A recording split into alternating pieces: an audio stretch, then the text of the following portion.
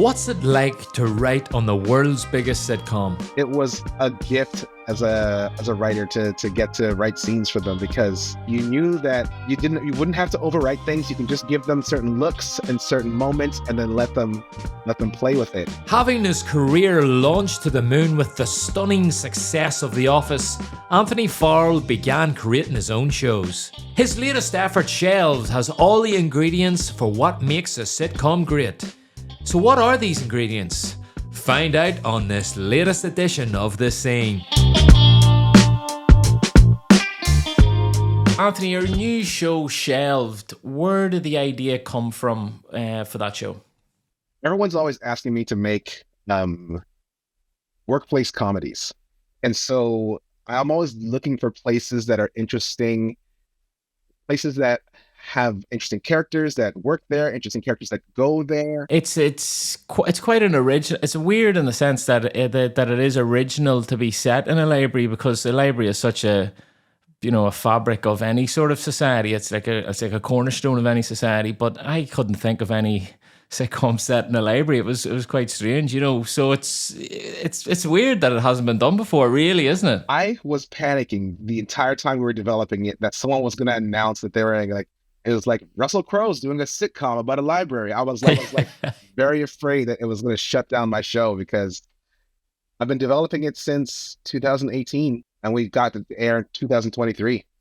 Yeah, it just shows you there the process, doesn't it? From whenever you come up with a concept of an idea, the development of it, when it gets commissioned. So it's a long process between the first time you write a draft and it getting onto screen, isn't it? Yeah, and this one actually was I developed this with a different broadcaster initially, with CBC. And then they cut it loose. And then another broadcaster was like, ooh, we'll take that. And then we developed it some more. And then we put it on air eventually on CTV. And do things change, the way you said you were with one broadcast and then you moved to another one? Do you have to change much between them, or was it pretty much effectively the same show? It's pretty much the same show. I think CTV thinks of their shows a little bit more edgy than CBC. In the initial pilot, we had this damage done to this certain part of the library, and then the older version, it was the kids section, that little kids kiddie corner. And then when we were with CTV, they're like, let's age that up a little bit. Can we make it something else? And I said, well, what about the computer banks? Every library needs computers now, and so that's how that went. And there's a cool thing about the library now, in the sense that it's a little bit like an old relic in some instances. The way with the modern day, there's like so much abundance of information on the internet. Every book's on the internet. It's not as utilized, part of culture as what it used to be, the library. So it sort of suits comedy in the sense. You see that a lot in comedy shows, where you've got an old rundown pub, or you've got any sort of industry that it's sort of just clinging on by their fingertips, and that sort of leads us into the lead character, Wendy, who's sort of like an eternal optimistic character. She's very optimistic about the whole library process, and then she has to deal with all those obstacles of modern day governments, funding, all those things where they wouldn't see the library perhaps as important as it once was, but that all adds to the comedy and the drama that you create in the show. Yeah, it's so interesting when you talk to people about libraries. So many people have like a connection, a memory, something that they lived through, that the library was there for them. Like whether it was a place to do their homework after school because their parents weren't home yet. It was they met their loved one, the person they eventually married. They met them there at the library. They bumped into each other there. Like everyone has like some connection, and Wendy is a person who has seen all those connections and seen all that magic that the library brings, and doesn't want to let it go, and knows how important it is for people who live in the margins, right? Like people who don't have access to the computers at home, people who don't have access to certain events, certain or programs that the library can supply. It's just more than books. They take care of the unhoused, lend instruments, they lend clothes. There's so many things that libraries do now, and it was just a great thing to be able to get into it and figure out a way to kind of like make this place that feels old fashioned, that kind of feel new again to the people who are checking out these shows. But I think books and reading and all that sort of thing it's such an important part of communication, and for people to, and I think that's a lot of that's missing in today's culture, maybe, and COVID maybe accelerated that, where everybody's just locked into computers, locked into, online gaming, or, do you know what I mean? So the reading helps develop communication skills, and, it also helps create a community within a library that is getting lost a bit in today's sort of culture, isn't it? Absolutely. And the nice thing about the library too is that it doesn't judge anyone. So if you have a particular point of view, we're not going to judge you. Come to the library, be here, use it as a resource.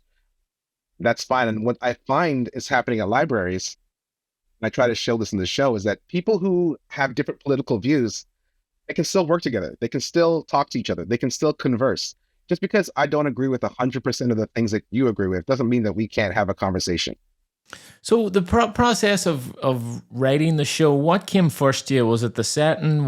Did you come up with the idea of the characters, or is there like did you think there's a specific type of show I want to write around certain themes or whatever? What came first to you? This one, the setting came first. I really wanted to do a library show. And then from there, I went and I actually hung out with the librarians for a day. There was a library that,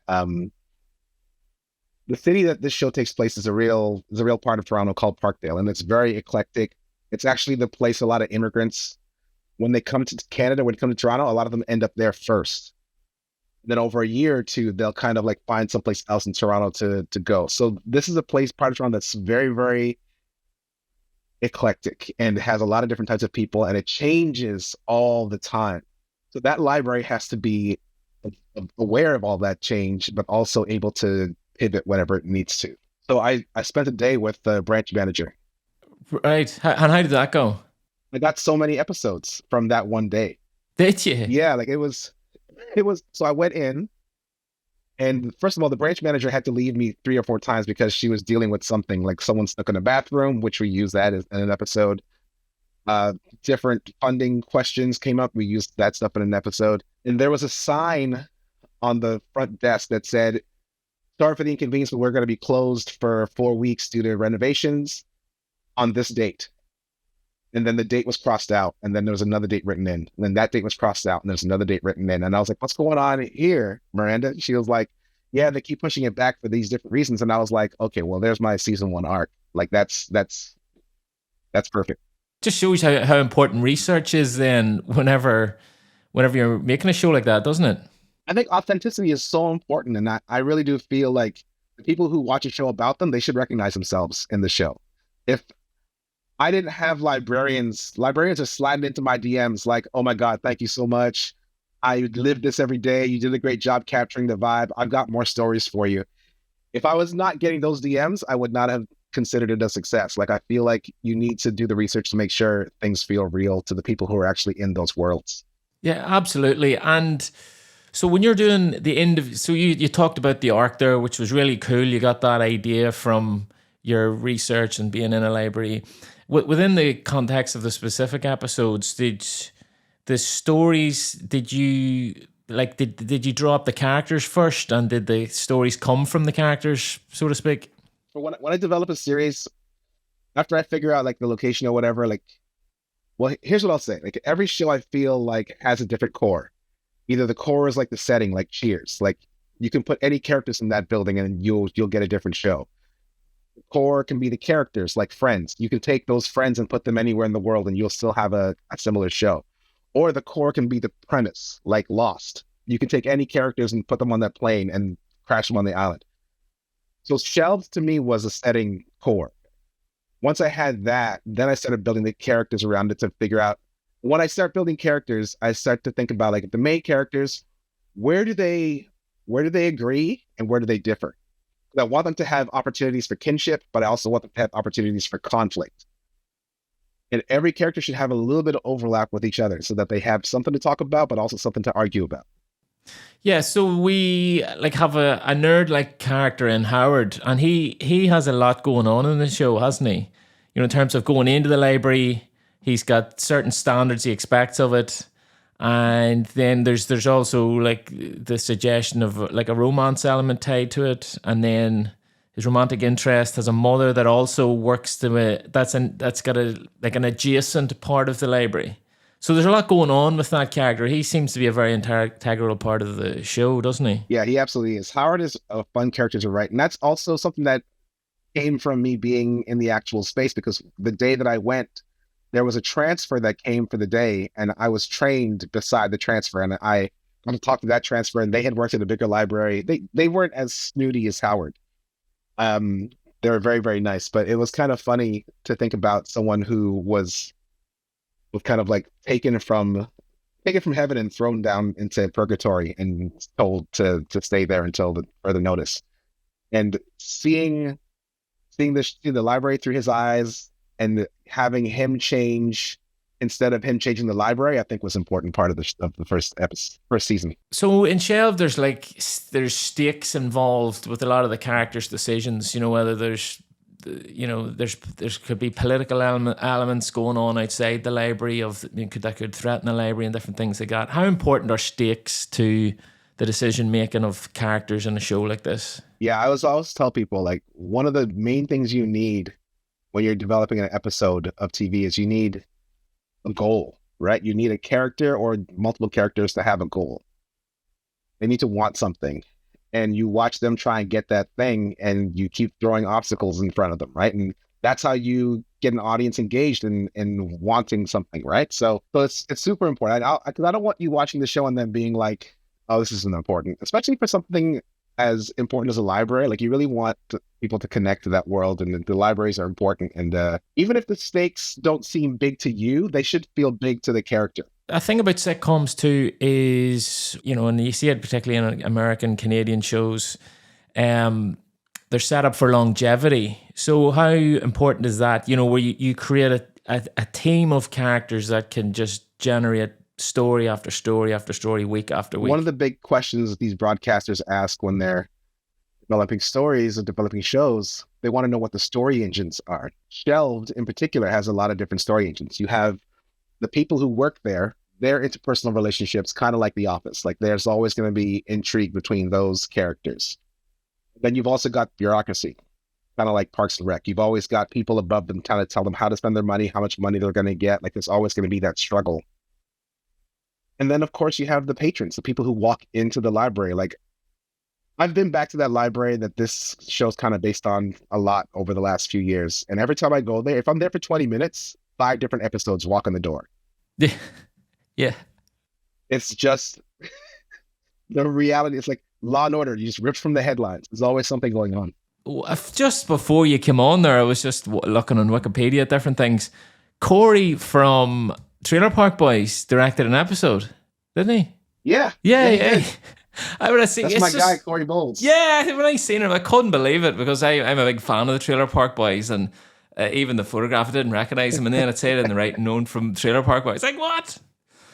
So it's such a small world sometimes, the film and TV industry, isn't it? Yeah, especially here in Canada. Like, if you don't know the person, you know someone who knows the person. Like, it's just always the way it goes. And Corey directed he directed on the series I did called The Parker Andersons, and we've been friends ever since. He's such a great guy and so fun, and does such a great job with his episodes. I love watching him direct. Great. And what's it like working with multiple directors? I've worked with you before on Secret Life of Boys. I know you're on set a lot of the time. How is that collaborative process between you and the directors? It's really good. Like, I'm very much the kind of person who wants someone to bring their own artistic flair to the series. I want to be able to incorporate different ideas and different things to make the show that I created even better. When I have a director who understands that, and they get the idea, like, oh, I can be free and have these conversations. Like, a lot of times these directors go to TV shows and the showrunner is like, my way or the highway. I don't think you get the best out of people that way. That people shut down. So I prefer to have conversations, be collaborative. It's important for me to be there to make sure that things stay consistent and that the stories are what they need to be, so that when I get to the edit, everything can make sense. But how the execution of it all, I think we can play with that and have fun with it. Yeah, absolutely. And especially when a show gets bigger and bigger and bigger in terms of, the amount of episodes, You've worked on huge shows before in the past. Like, if you try to be that, control freak, it all has to be done this way, it has to be done that way. It's nearly impossible to run a massive show like that because you can't be everywhere. You can't be in post. You can't be in, because scripts are getting written whilst maybe block 1 is getting shot, and then when block 3 is getting shot, block 1's in post, and you can't be everywhere at once. So you do need to delegate and have a team of people that you trust, really, don't you? You really do, and it'll not only be better for the show, it'll be better for your health in the long run, right? And then what that means is that you can do more shows. Absolutely. And one of the things I pride myself on is like having writers, any of my writers that work with me, I want them to eventually become showrunners. So I'm always having people around to make sure they understand how I do things, like let them learn from me. And if they figure out better ways to do it, then they can become even better showrunners than I am. I think that's important for the longevity of our business. Absolutely. And it's one of those things that people don't do enough of. And I think it's a shame. And it's one of the reasons why we're having issues with like finding people who are going to fill those spots to become the new showrunners of tomorrow. It's because we've not been good about mentoring and bringing people up. Stylistically, the show Shelved, it's not a mockumentary, but it has a really loose, handheld feel to it. Were you involved with how stylistically the approach would be before you started shooting, or was that something other people took on? Or it is that was absolutely the plan. Like, it was one of the things we talked about when we were talking to our lead director and our cinematographer, the DP Gail, and our lead director Alicia. Like, we talked about a couple of different shows that we were looking at. Like Brooklyn Nine-Nine has kind of a similar vibe, right? Where it's not a mockumentary, but the camera has that feel. So what's the difference between being a showrunner, which you've done now for probably over 10 years, and being a writer on staff on the show? What's the fundamental differences there? Like, when you're a staff writer, when you're someone who is there to help the show, like the thing to think about is, how are you helping the showrunner build their vision? How are you helping them push this rock up a hill? Because making a show is a lot of hard work, and you have to work together to kind of push this rock up a hill. So your job is to make sure that the showrunner feels supported and to learn as much as you can, so that when you have the opportunity to become a showrunner, you have access to all those tools. As the showrunner, it's really important for you to take the vision that you have, accept input from others, accept other people kind of bringing things in. But the way I tell people, like, when you take notes, if a note makes the show more of what you want it to be, then take the note. It's a great note. If the note makes the show less of what you want it to be, then just explain why you can't take the note, because it's not doing what it needs to do for these characters or for the situation. So your job is to take all that input and then focus on what the output will be. And it's a lot of responsibility. You're there from the beginning of the process all the way till the end when it's delivered. And I find that it's a really fun job. Some showrunners are okay, like letting things go, like letting someone else do post, but I prefer to be there to make sure that, when you finish the job strong. I remember when we chatted like years ago when we worked on Secret Life of Boys, you told me when I was writing scripts and stuff that how important writers' rooms are, and how important it is to, when you write something, just get into a room with people and say it out loud. And when it was such a beneficial process when I made a little series last year, and when I met up with the actors and done a lot of rehearsals between me and the other actors, you just start. It's sometimes when you hear something, it doesn't sound right. You know what I mean? And you don't see the flaws on the page until you hear it out loud. Would that be correct? Absolutely. It's one of those things that I always tell people. It's so important to hear it out loud. Do a table read. You don't want to find out when you've got the cameras up that something doesn't feel right. Yeah. It's money, it's time, and you're wasting a lot of, like, you can fix these things way in advance if you just do a table read and hear it out loud, hear it in those characters' voices. Because you're right. Sometimes on the page it feels a certain way, but then when you hear someone say it, you're like, oh, that's a little more awkward than I wanted it to be. Like, I need to adjust that. So I always find those moments really, really beneficial. It really, really strengthens the shows before you shoot them. Like, I always try and do my table reads right before we shoot, because it's kind of like the last little 10% of like goodness you get right before you go to the camera, right? Like you just kind of plus it a little bit more, so it's a little bit better Yeah, and like before you in get there. in that process, can actors bring something to the table? Say you do a read through, can they make suggestions? They come up with ideas, and then it gives you time then to incorporate them ideas into your story structure, rather than, as you said, being on set and you're just like, it's a bit, you don't have time to think about it. Yeah, exactly. And I like hearing from the actors because they're going to be embodying the characters, and if you can enhance their ability to do that in any way, whether it's changing a line here and there or just adjusting a story so that it makes more sense to what they're trying to build. Sometimes it's just a misunderstanding and you have to explain like, oh no, this is what I was going for. This is what I meant.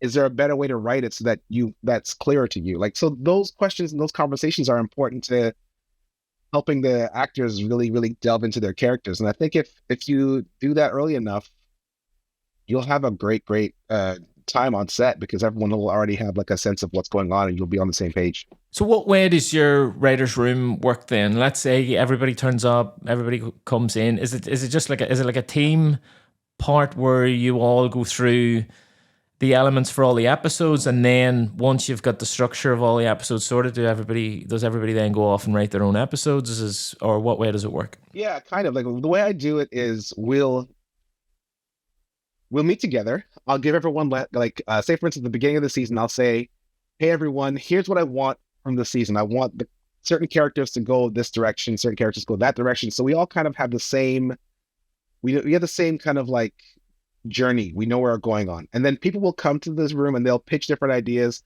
What about this? What about that? What if we get to this part of the season this way? I'll take all those ideas and then I'll start organizing it and be like, okay, you know what? If we do this episode here, then that'll lead to this episode, and that'll lead to that episode. It kind of start building what the season is based on what people were pitching to me. And then I'll say, as a showrunner, let's work on this episode first. And then we'll all together figure out the beats. What does the main character want? How do we get to the first act break, second act break? We'll do all that together. And then once a story is approved by the broadcaster, the producers, whoever, I will hand over all that information to one writer or a team of writers. And they will write an outline based on all the stuff that we've all worked on. They'll write the outline, we'll get it approved, and then they'll write the script. We'll get that approved, and then all the writers will come back and be like, start poking holes in your script. And that's how it gets better. So it's kind of like everyone's there at the beginning of the process and everyone's there at the end of the process. And does does the team then make the project a much better thing than say if it was just the individual? Absolutely. Like if you are there to help make something stronger and you're not there to just poke holes just to be an asshole, then you can make the show better. And I think everyone is going to get the same kind of treatment. Like their episode's going to come in. Like I remember coming to the office with my first episode. I was like, here it is. It's perfect. And everyone was like, oh, what about this? And what about that? And what about this? And it's like, oh, and the episode got better. And I was like, all right, I guess I need people to help out. That's all right. Yeah. That's yeah. all right. Because when you start out writing and in your early days and you write things, you have to become desensitized to criticism, don't you? Like, when you write something and it comes from inside, it can be very personal to you. And then if you're not used to it and people start criticizing it or taking it apart, or even if it's constructive, you do start thinking, hang on a second, You in your early days, you can be a bit defensive about those things, but it's vital that you learn to listen to everybody's feedback. Doesn't matter if it's an audience, doesn't matter if it's anybody can bring value to a script, really, can't they? Yeah, and I always tell people about this story so when I was working on The Office with Greg Daniels, there were times when he wasn't sure which way to go with a certain thing. And as a showrunner, he always took input from everywhere. He took input from the network, from the producers, from the writers, from the actors. I once saw him ask a janitor a question about a cut. Like, so he's like, hey, can you watch this and then let me know what you think? He didn't care where input came from. He took all that input and he decided what the output was going to be. He knew what he wanted, but he didn't know exactly how he wanted to get there until he heard from everyone else. And then he was like, okay, I've crystallized what I want it to be. This is what I want it to be. So don't be afraid of that input. Like get notes from everywhere. You are the one responsible for the output. You can take all this, the information. And I think I always tell young writers, believe in yourself, believe in what you want. If a note comes in and it makes what you want it to be stronger, then great. If the note comes in and it doesn't make what you want stronger, then put it to the side and think about it a little bit more later. Like it's only gonna trip you up trying to make a bunch of different things work when they don't work together. Comedy, would you say comedy is more specifically about, you know, the way you hear the phrase comedy is character and that, but would you, I always think that comedy is more specifically the relationship between characters rather than just character. Would you agree with that? Yeah, you know what? Comedy is so broad. It's so subjective, right? Like this, yeah. I think it is really about the relationships with characters because who are you talking to? Whether it's talking to the audience, talking to another character, you really need to know what that relationship is, and that you can play with status in a lot of these situations. You can play with relationships, whether they're it's familial or it's like it's sexual. Like where's the tension coming from that we can laugh at, right? Like I think that's kind of like where comedy comes from. It's like that tension. And I feel like laughter and tears are very close to each other. And so figuring out where that tension lies and how to pull those strings, you can become a very, very good comedian or a very, very good dramatic writer, depending on how you want to pluck those relationship strings. Yeah, absolutely. But sometimes what can make a character great is the person that's opposite them. You know, like if you think about Dwight in The Office and all the pranks that were played on him, if those Yeah. characters weren't there to play them pranks, you wouldn't see Dwight in that light. You know, and that's where the team, you know, building a team of characters that all elevate each other is a very important part of a sitcom, isn't Yeah, it? absolutely. And I think when you figure out a way to put a Jim and a Dwight in the same place, like you kind of have that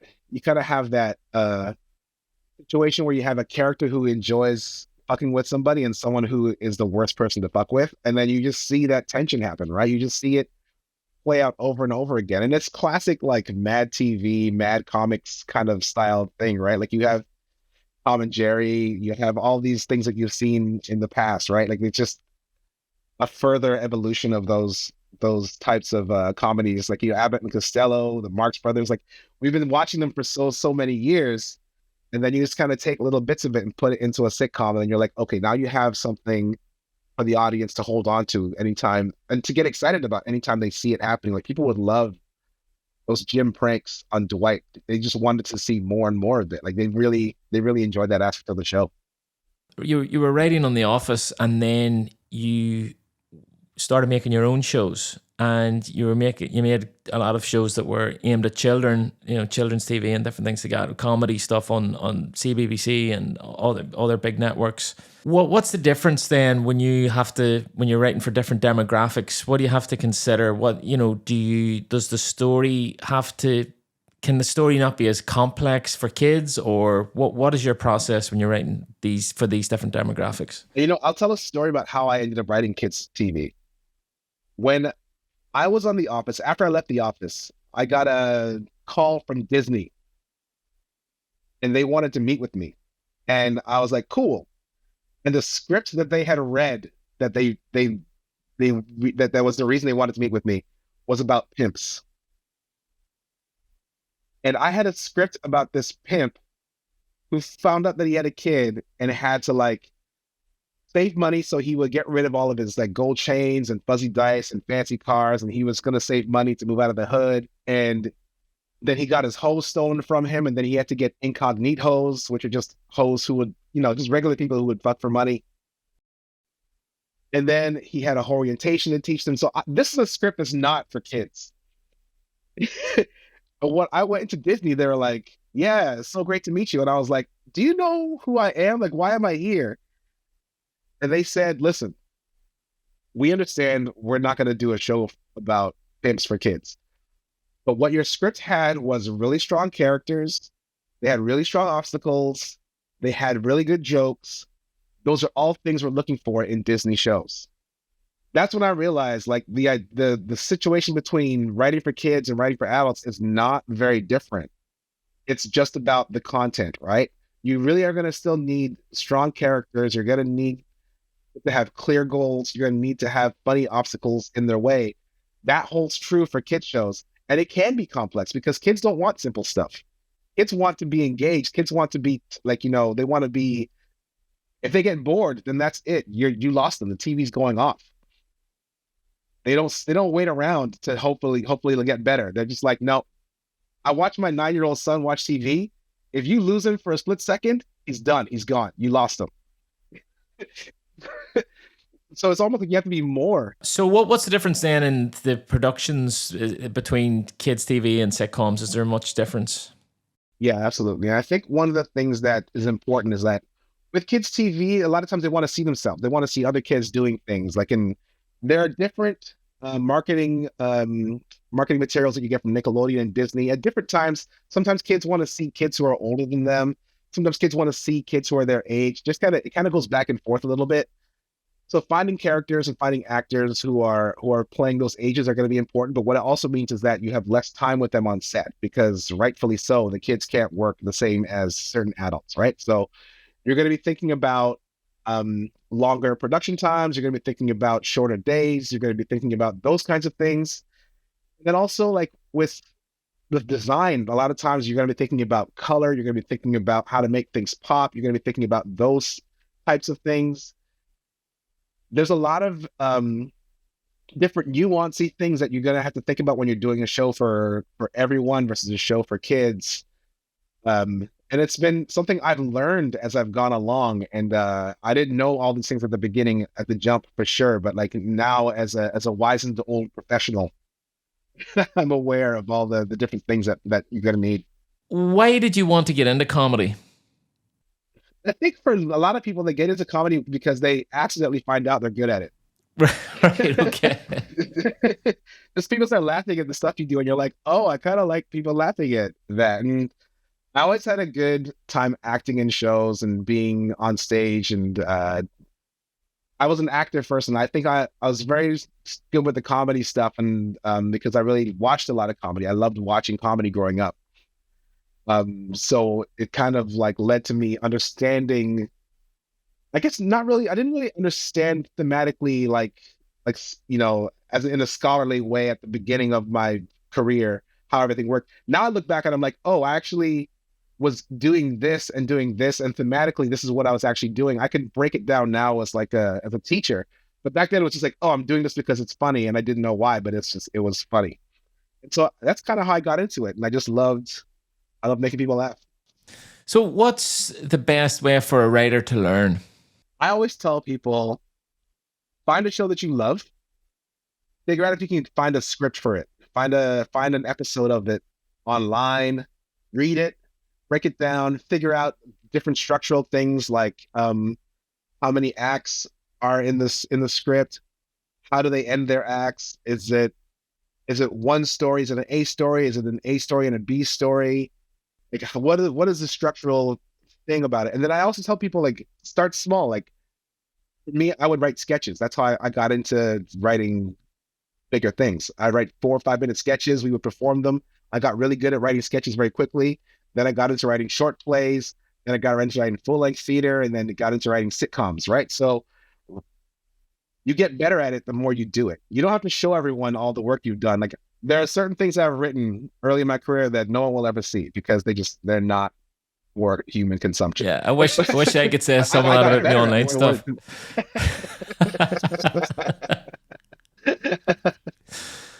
Do you think there's a change in the way sitcoms are getting presented?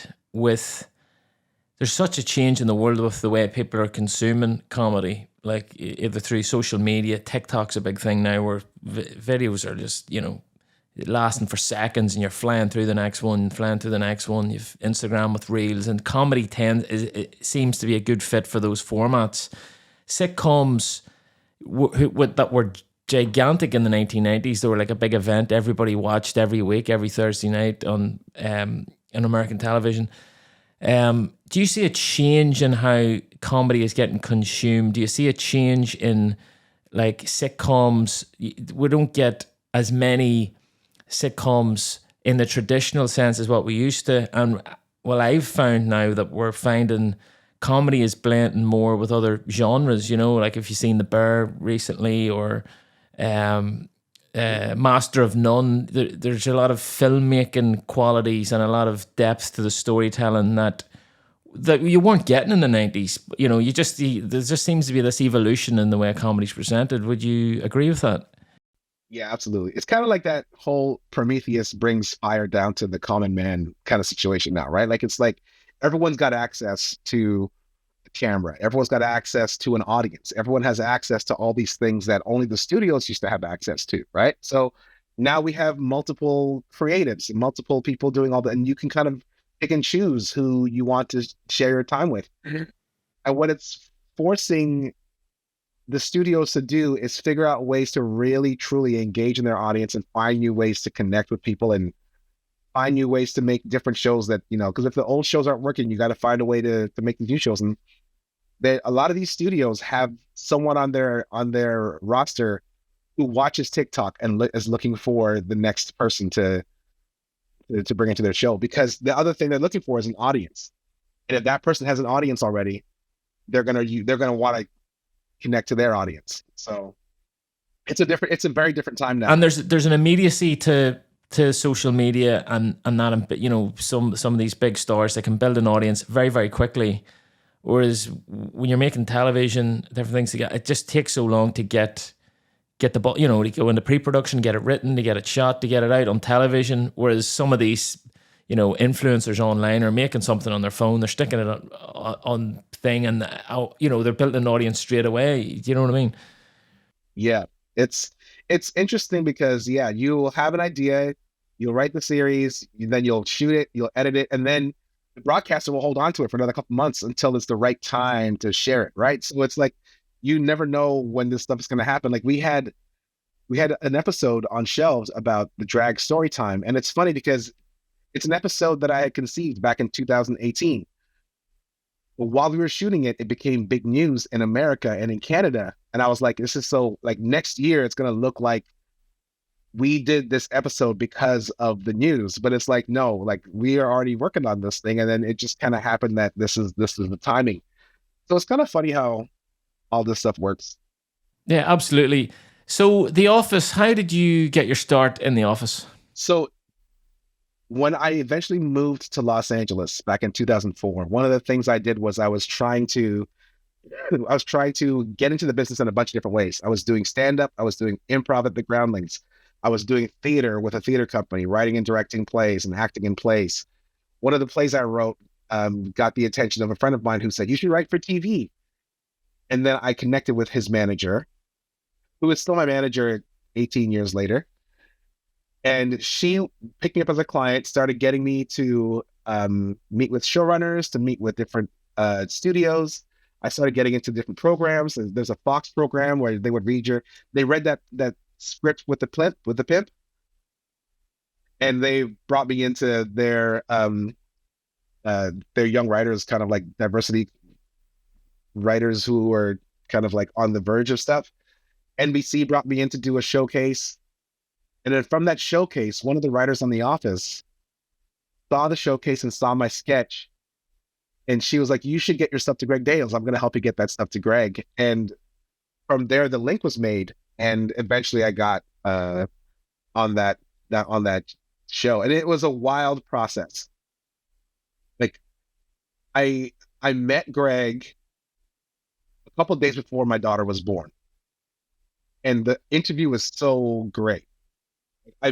Greg had great questions. I had given him so many different scripts. I had written like 6 different scripts in the previous year and a half, 3 specs and 3 originals, a spec on Arrested Development, a spec of 2.5 Men, a spec of My Name is Earl, and 3 originals. And he read all of them.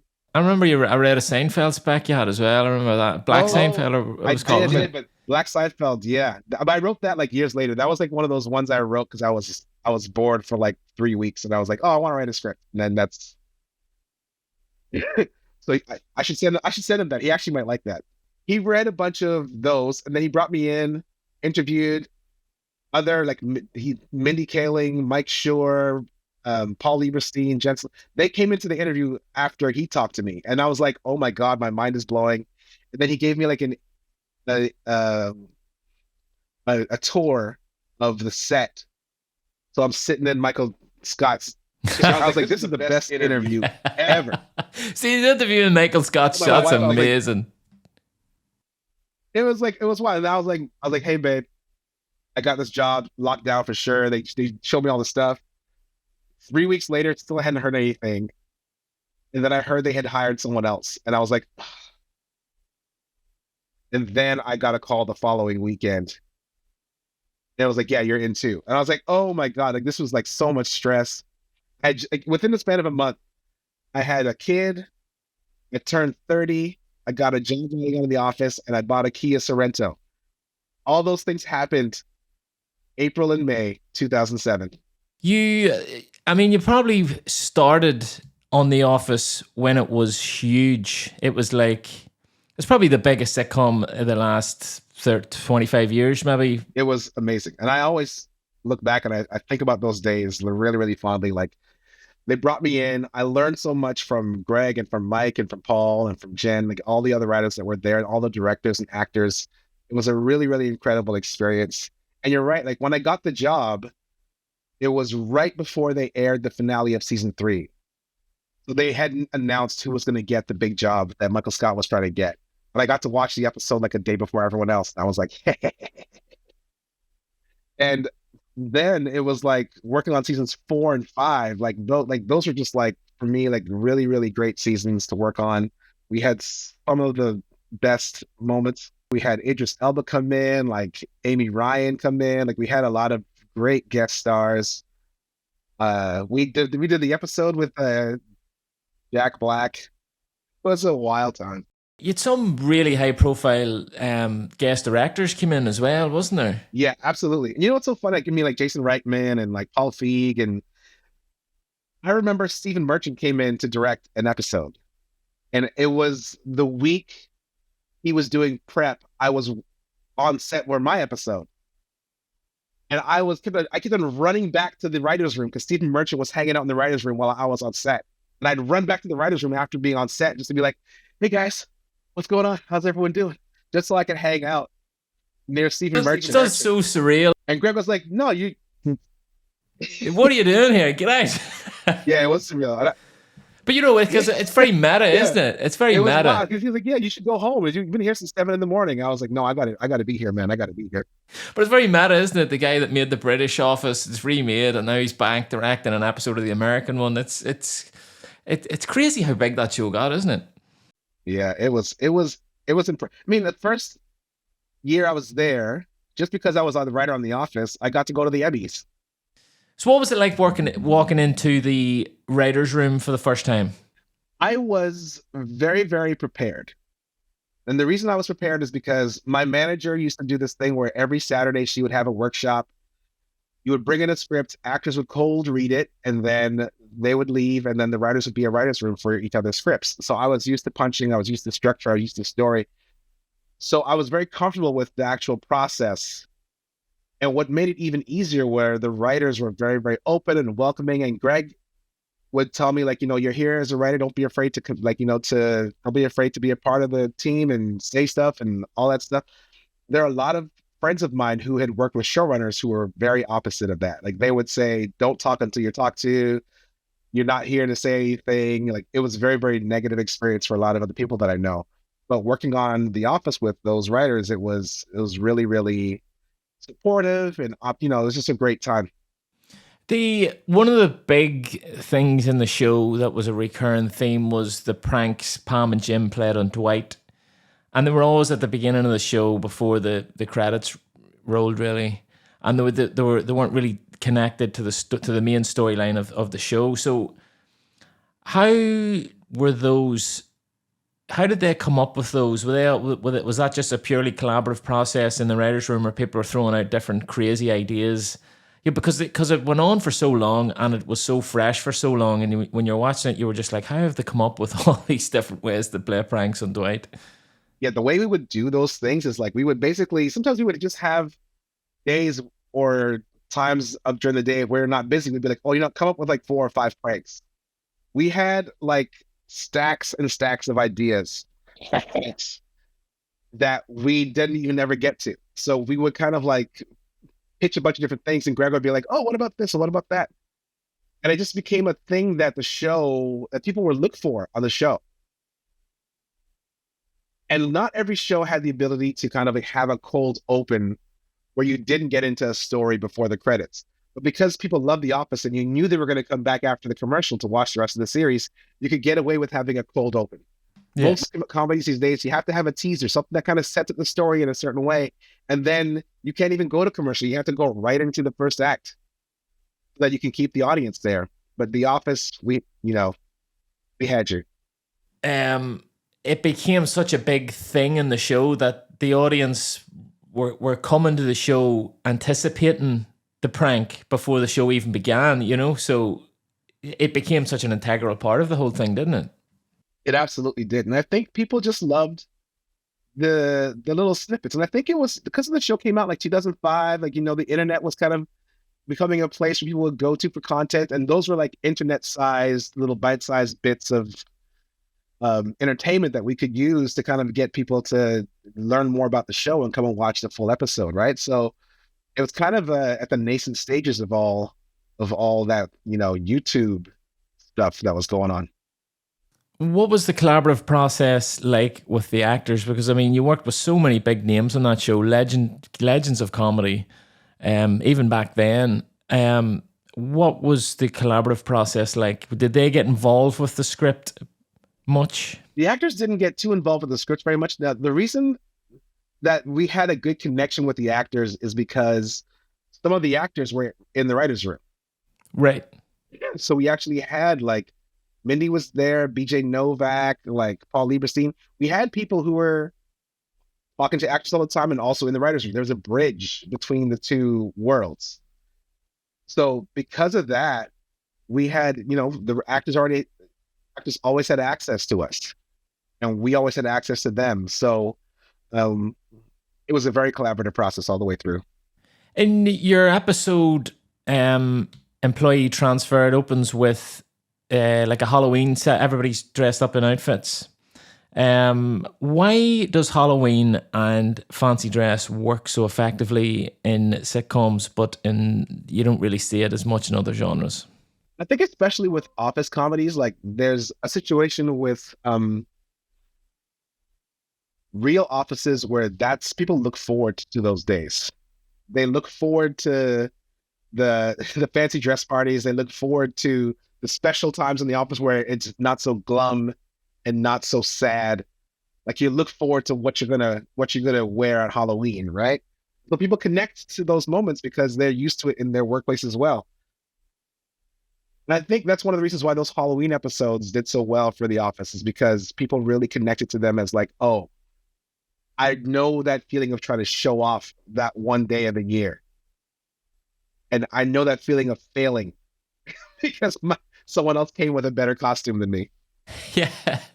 And then it's a good way to heighten the caricature type of characters that you create, if you like. It can heighten the type of character they are as well, can't it? And you can visually then develop contrast between the characters just by the outfits they're wearing. Absolutely. Like even in that episode, just like Andy dressed like a cat, and like the 3 different Jokers. Like you can get a sense of like what that person is all about, like what they think, what they hold dear, and how dear they hold it, and that really tells you a lot about the character.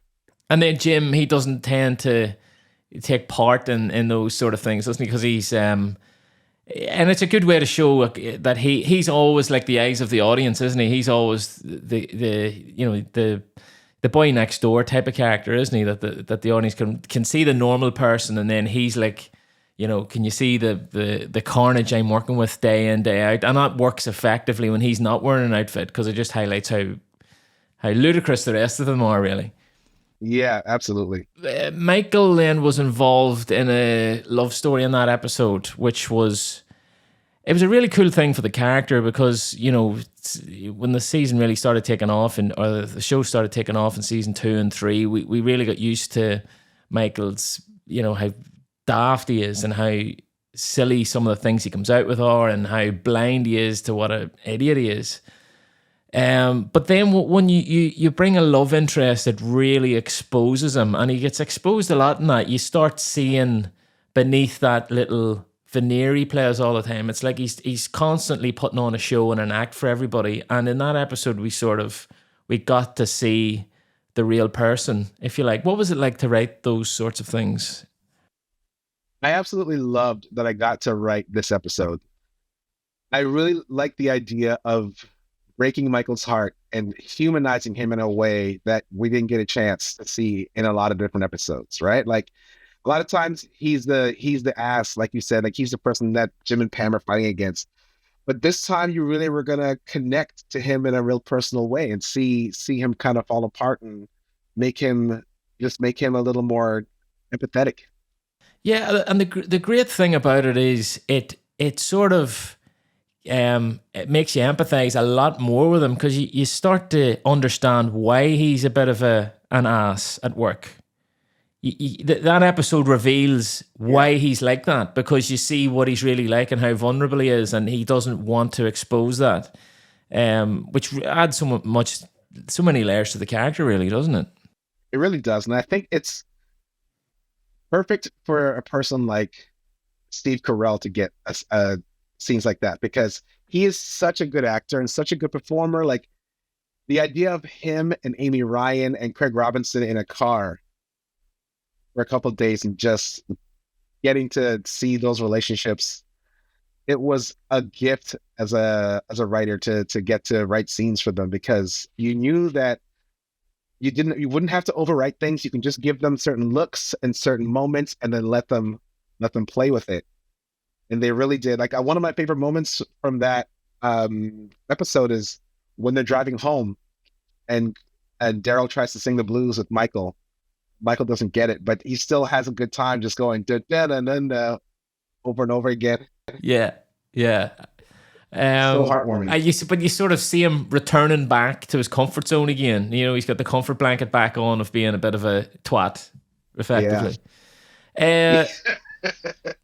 The Holly character, who's played by Amy Ryan, was such a great match for, and it would have been a hard thing to write, to develop that character, because there's so few people that would go out with somebody like Michael Scott, you know, because of all of his flaws. But you know what I mean? He's just such an agent, like. But she was such a great balance to it. Do you know what I mean? And you really believed that he would end up with somebody like that. You know, if a supermodel started in the office and she started going out with Michael, it just wouldn't work, I don't think. But she was such a great performer. And you really believed it. Yeah, it's one of those things where it's like the warmth and the innocence of Holly was really brought to the forefront by Amy Ryan. And I think it's one of those things where it's like you want someone who is sweet to make Michael even sweeter. Like having someone like that fall for Michael makes him a stronger character, because you want them to be together and you want them to succeed. I can't remember whose pitch it was, but I know obviously it was Greg. Oh, Paul Lieberstein and Jen Salata were running the room for season 5. And it was their call to make sure that, like, you know, Amy had those tones to her when she was bringing it for the scripts. But then when does Michael become a difficult character to write for in the sitcom, and the way the dynamic of the show is set up when you have him happy like that? You know, so it's like when that episode was over and he leaves her where she lives and things return back to the way they were, you just know Michael's going to go back to the way he was. You know, if you kept him happy with Holly character, would that become a challenge then to write comedically? I think absolutely it would have been a challenge, but it would have been a fun challenge to try to figure out, like, what does a happy Michael bring to the table? Because I think he might go down certain paths and certain roads where he's like, well, if I'm happy, everyone else has to be happy, and he might ban sadness in the office. Yeah. And then what does that mean? You know what I mean? Like I think like, I could. There's a lot of different ways you can kind of like play with his character. Like he always is like he doesn't really think things through, so you can always enjoy creating stories where he goes too far. Yeah, absolutely. In your episode Casual Friday, then Meridith flashes her boobs. Whose idea was that? I can officially say it was definitely not my idea. I don't remember whose idea it was, but I remember thinking to myself, "Is this okay?" Like, I is first of all, is Kate Flannery going to be okay with this? Which she's great. She was like we had a close set. Obviously, she was covered, but it was like we used the pixelations to she was wearing like a flesh colored bodysuit, so it was all done in. But it was she had so much fun with like the bending over and just like there was I'm sure there was more deleted scenes of just her like putting her legs on things and just like going to town with she is a gamer. Kate Flannery is a gamer. Brilliant. At the end of the episode, Michael plays a prank on Pam, and it's one of those pranks that isn't funny, but we laugh at it as an audience because of how awful a thing it is to do on somebody. But he sees it as funny. He sees it as comedy. Is this that scene in essence of what Michael is all about as a character? Really? Yeah, I think it's a very it's a part of his core. He is not understand comedy the way other people understand comedy. What's funny to him is not always funny to everyone else. Like it's the pain that makes him laugh, and he's like, ah ha ha, Cam is in pain. This is funny. Yeah, and it's like he doesn't understand the concept of a time and a place, does he? He always gets that wrong. He always gets the time and he would do like a stand-up routine at a Yeah. funeral or something, wouldn't he? It's just like That's why he's so great as a character. It's all about like attention for him. Like, how is he going to get attention? How is he going to create the essence of like the friendship amongst people? How is he going to get people to think of him as a certain way? Like, yeah, it's a very selfish way to be, but he's also thinking about other people sometimes, but it's just in a different way. Like, how is he going to be the one that helps other people? But then also, it's got to be him that does it, right? absolutely. No, it was such a smash, that show. It was it's amazing. And it's still today people constantly watching it, constantly watching. It's just it's like that and Friends are like the two most streamed sitcoms probably. People just constantly go back to them, don't they? Yeah, it's that comfort food. It's like those characters, you know them, you want to hang out with them, you just want to. Like people all the time talk to me about like they just have it on Yeah. because it makes them feel better. I'm like that with Friends series one. I think it's one of the best seasons of any sitcom ever. Yeah, And yeah, that first season, it's just the way that show was set up and the way them characters were. It feels like you're in that coffee shop with them, doesn't it? yeah, absolutely. You just a fly on the wall with all that stuff. For me, it was Seinfeld. I'll watch Seinfeld over and over and over again. Yeah, Seinfeld's Yeah, is the greatest. There's no doubt about it. So how would you describe your experiences in comedy so far to date? I've been very lucky.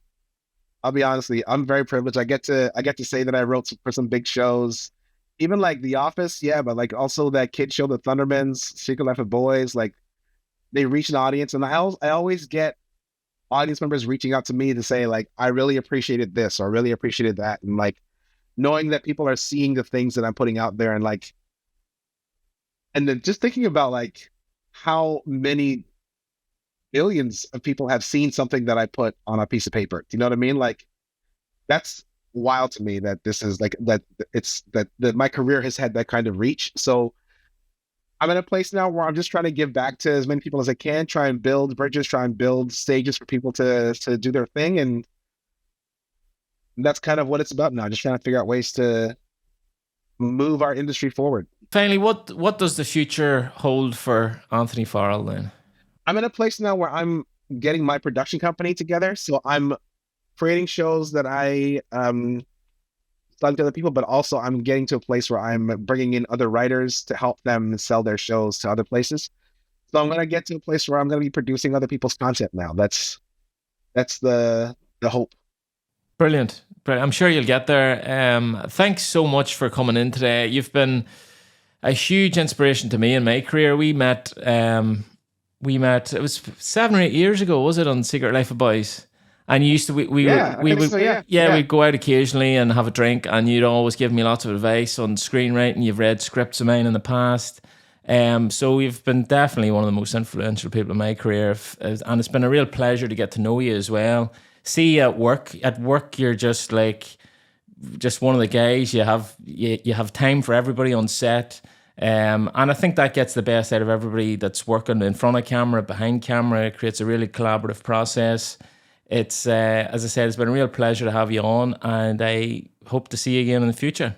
Listen, the next time I come to Northern Ireland, I want Taxi Joe to pick me up. He's coming to you. He's coming to the airport for you. No problem. Cheers, Alfie. Thank you very much. Until next time, see you after. My God, my pleasure.